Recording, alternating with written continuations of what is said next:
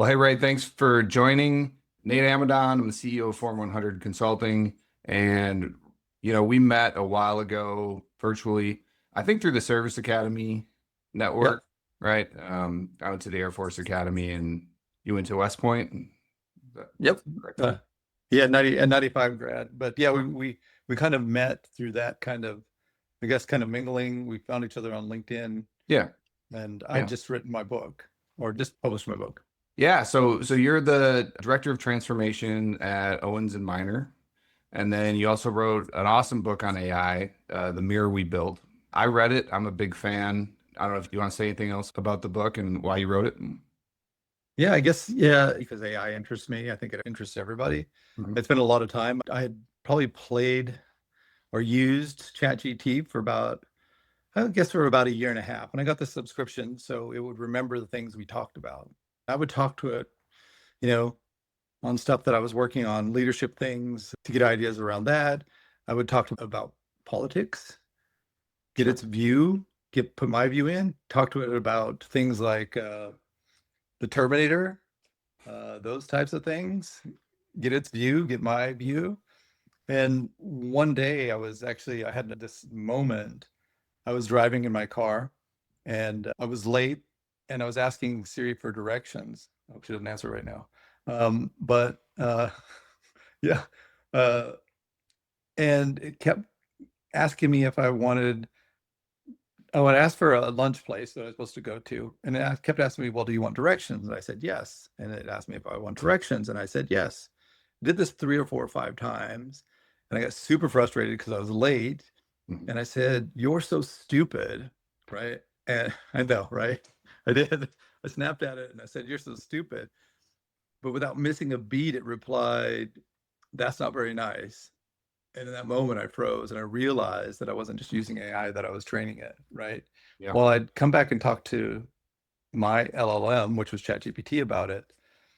And, started talking about that and then going into the Terminator scenario and all those things about what are we actually teaching these systems.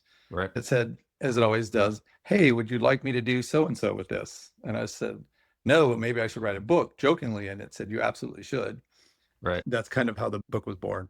Yeah. And I love the title, right? The Mirror We Built, because like your perspective is like, yeah, we're training this, right? It's a reflection of us, a reflection of how we treat each other and how we treat humanity as a whole.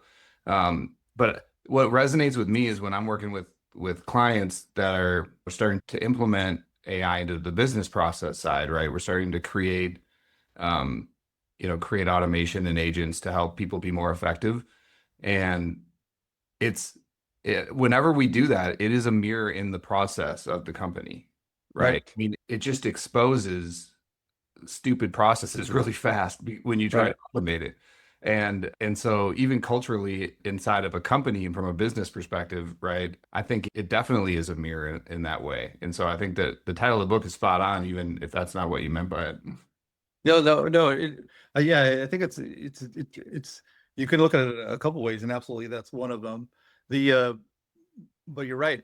Even when I know I'm familiar with what your company does, and even when you look at SOPs, they're about 15 to 20% wrong, right? Yeah. So if you try to make an agent off an SOP, it's Right. not going to do really well. So I know you have to have a team like yours go in there and actually look what the real processes are. So when Yep. you build these systems, you're getting a reflection of what really needs to be done, not something that was written 20 months ago, and now someone has found a better way to do it. Right. Um, Yeah. right. But yeah, and I think you hit it spot on. But after you get past that piece, there's been so many implementations of AI that have just gone awry because AI drifts quickly, and that's why, like I say, you need to treat it as you're mentoring it, not like it's an oracle, right? Especially in the Yeah. beginning. Hospital implemented one, and some zip codes were being dismissed, not admitted to the hospital that should have been admitted because of their zip code, because they were poor, didn't have the right insurance, and that zip code was historically what happened, right? It wasn't the AI. It just saw what the hospital was already doing subconsciously or consciously, then it Mhm. followed it. But it did it at such a scale that it was super noticeable, Yeah. right?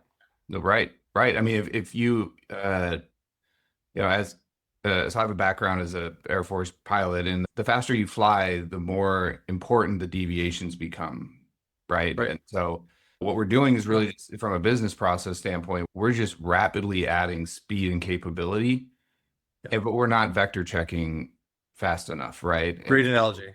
And so it's like we can go really fast in the wrong direction, or even, I could geek out, but even like, turn making like a slight turn at low speed makes a huge turn at high speed, right? Just because of the air deflection. But it's kind of the same thing where it's like this AI implementation, we need to make sure that there's still humans in the loop. And we need to make sure that, to your point, we're training these systems to be representative of the culture of what we actually want the business outcomes to be. 100%. So just like you said, when people really talk about AI, they start with scale, speed, cost, capability. Yeah. Those KPIs are always super sexy to talk about. But I think, the real question is not what the system can do, but it's what the system is learning from us while they do it, right? Because every company has their own culture, right? So, and people buy things because of the culture of a company, Yeah. because the customer service or whatever that culture is. And that culture isn't necessarily in your data, right? So the companies who won't die, the companies that die, they won't die from a wrong algorithm. They'll die from not getting their culture into that data. And the only way you do that is with context and human in the loop, right? I think that's super important for companies to think about, not just, like you said, speed, scale, and capability, because those are always the things we talk about. When we don't talk about how do we get our company culture, what our company feels like, into the data. Yeah, right. And so what I've been saying more and more with clients is the process of implementing AI, like how you build as a company or as a culture, how you do the process of implementing, how you do the process of automating is going to be more important than the automation itself.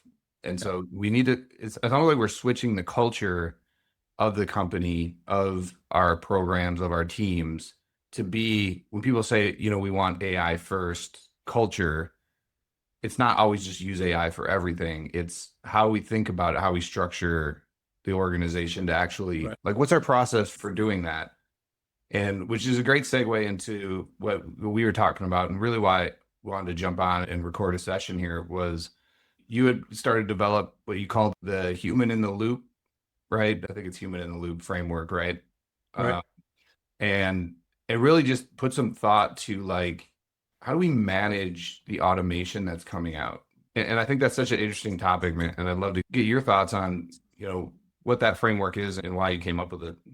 Well, I think there's two pieces, and if we can, so yeah, I call it human in the loop learning transformation, right?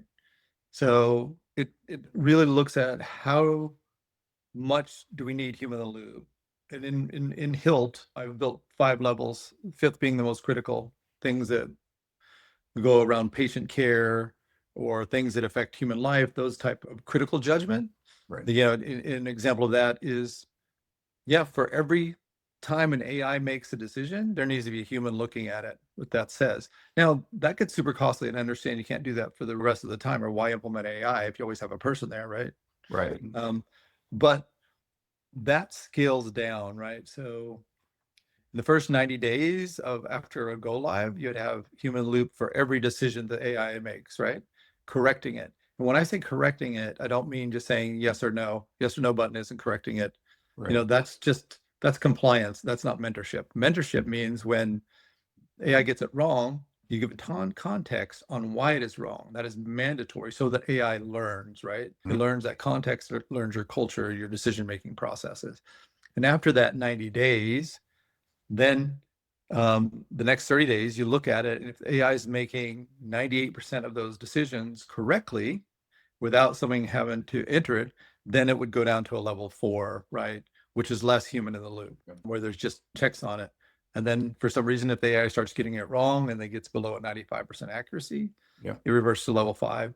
Those types of things, right? So you're not always having human in the loop because it is costly, right? So why implement AI? That's Yeah. kind of the way I built the human in the loop, that guide.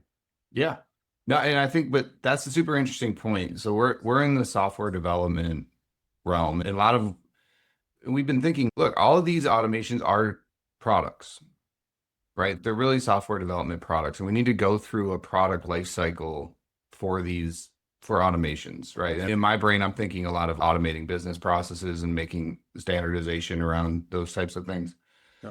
Part of the software development cycle is what are the requirements for accuracy, right? Like Right. it's like, okay, we're building this we're building an API.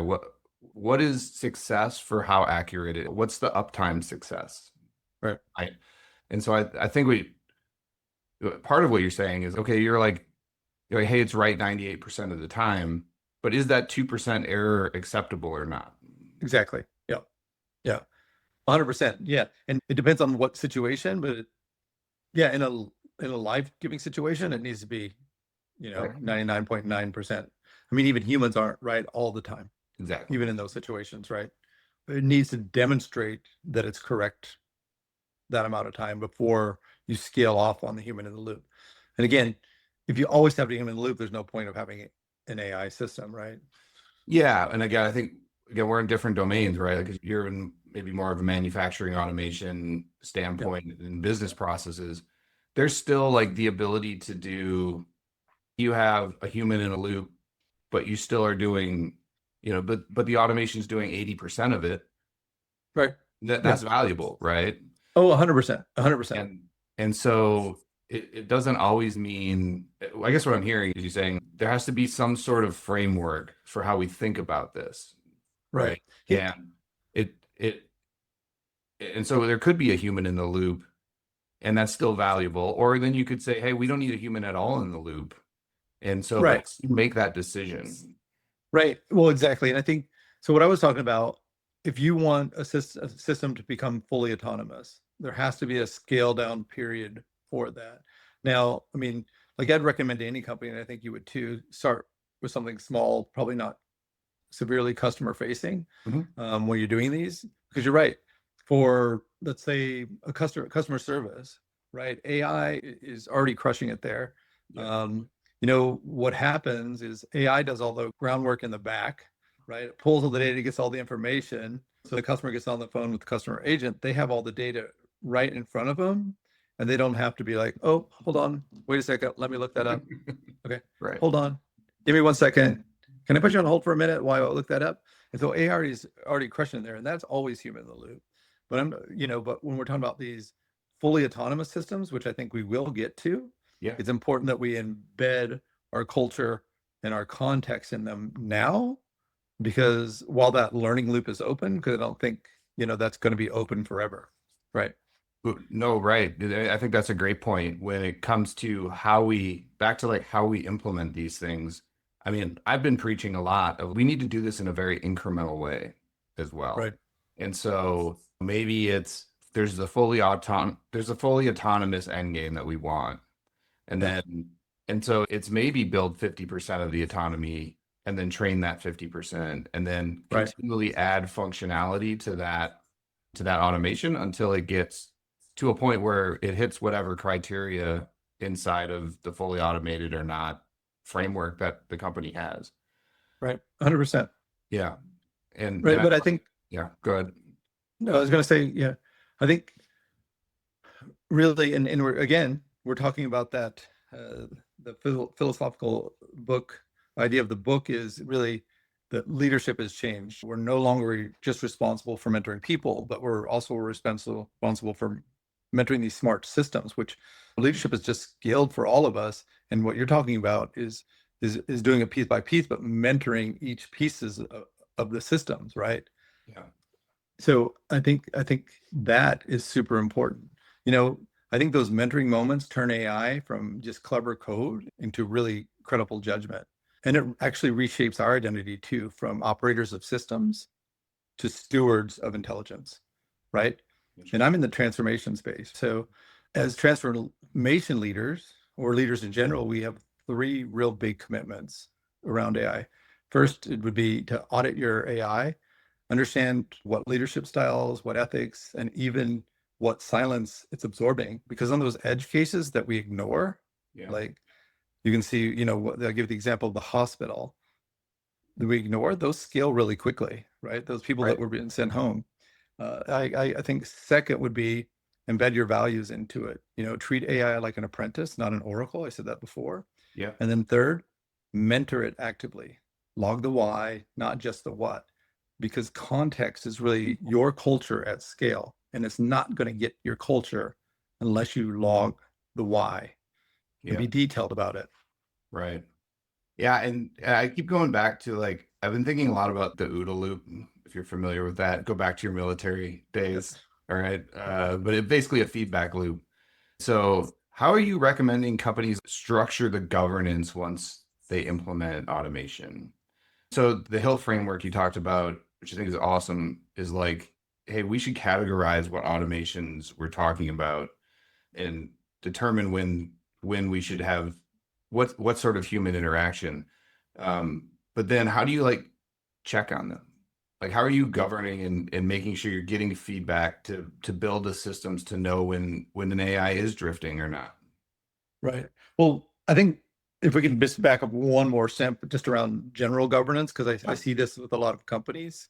Yeah. Since you brought up governance, it just kind of put a light bulb in my head because I see this at a lot of companies, and I actually talked about it at a conference I was at. Um, but a lot of companies start with AI as an IT tool, right? Hmm. And I think that's practical. Most companies will start there, right? Yeah. But AI is a core um, a core operational instrument, I guess. It's not an IT tool, right? Right. So I think first piece is governance needs to lay under operations, not under IT. That's the first piece. I read a study where 73% of companies are transitioning IT, I mean AI governance from under the CIO or under the CTO to under the CEO, or the COO, right, Hmm. under operational. Because operations is responsible for the KPIs, the SLAs, and if things don't work operationally, no Yeah. one's going to go back to IT and say something, right? They're going to go to operations and say why it didn't work. So, Yeah. first of all, governance belongs under operations. That means they pick the tools, they pick the use cases, Right. right? And then they feed that to IT. IT, keeps the data safe. They connect the tools, you Yeah. know, then Which HR, yeah. sets the culture, and uh, legal does compliance, right? Yeah. But it really has to start there. And then Right. that team is also responsible for auditing the AI, right? So at those Yeah. different levels, the chief AI officer would look at, the statistics of the AI based on the human in the loop input. Yeah. And if it does hit that 99% for level 5, that would be the chief AI officer's, call to downgrade it to a level 4 or level 3, where human in the loop is only spot checking the AI. Gotcha. Does that make sense? Yeah, no, it absolutely Yeah. does because I think governance is a piece that isn't being talked about enough on really how you structure your organization to one to know when and what to automate, right? Like having a Yeah. prioritization. To your point, what to let run and what to have humans in the loop and the process for how to actually get there. Also knowing, how do you maintain it, right? How do you check that it's still working? And like you said chief AI officer, and also under operations, which I think which is a great idea. When do you sunset these things? Like that's one of the worries I see on my end because Yeah. from the tooling is just getting easier and easier to create automations. Like Right. Microsoft, Google, they're all coming out with like Gemini. yeah, I mean, ChatGPT has the GPTs. You can, um, and so how do you wrangle that as well? And I think that's just an interesting piece of saying, well, look, we have too many automations out here, and they're fighting each other, and so we need to keep a handle on our AI footprint and know which ones are providing the most value and which ones we can sunset or retire. Those types of things. Yeah. Oh, 100%. Which is, well, it's just like any other system, any other robotic Yeah, system, and I think that's the other piece that people forget, right? Well, everybody wants AI right now. We don't know what we want. where we want it, but we want it right now, right? That's everybody, right? And then Wow. they want results right now. And I'm like, this is a huge system, right? I do a lot of robotics, right? Right. And the expected ROI on robotics, and everybody's okay with it, 3 to 5 years. Hmm. But for some reason, with this huge, huge system that has all these capabilities and can really, like we said, veer off course or drift very quickly, we want ROI tomorrow, right? It's just that is illogical thinking to me, right? We should look for ROI in the same way we look for at robotics, right? Mm, 2 to 3 to 4 years out, we're going to yeah. put the system in, and ROI is that length of time. Oh, man, that's an interesting thread, right? Because I mean, I have been thinking a lot about how business processes that we're starting to automate, from a just an internal how we do business. Um, we're running into the same problems we had in the 80s with manufacturing and bringing in robotics for the first time in assembly lines. And so thinking about ROI in the same way is, man, that's smart. I haven't thought about that. Thank you. Yeah, yeah, yeah. Well, honestly, I gotta ask that question. So I was like, oh, I need to be thinking about this. So someone Right. asked me that question, and I Yeah. was like, yeah.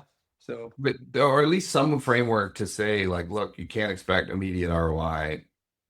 What is our expectation? And I think that is something that companies need to think more about. I think it goes back. Yep. Sorry, I think it goes back to: do you want your company's culture embedded in your AI? And if you do, it can't be like that. I mean, like, how long does it take to embed your company culture in a new person, right? Like, you want them to go out and Yeah. say the right thing. You want them to go out and do the right thing. You want them to treat your customers right. But we expect something that just looks at data to be able to do that. I mean, it's illogical. Right. That's such a great thread. Well, hey, Ray, thanks for jumping on. Is there any, well, I guess before we break, like what's your kind of parting advice to organizations, whether you're talking about it's the HILT framework or implementing AI, just kind of an overview of Well, I think it goes, I think there's a bigger, yeah, well, I think Hilt is very important. I think governance is very important, but I think really before anybody launches their next model or greenlights their next initiative, they should ask themselves, what is the system learning about us? Not what the system can do or what's it capable of, but what is it learning about us? Because I think transformation for AI isn't about smarter machines. It's about wiser humans. And if we don't do this right, AI won't replace us, right? It'll yeah. just remind us of our flaws. So you have to do this right. Awesome. Well, that's a great spot to end, Ray. Thanks for jumping on. Yeah, appreciate it.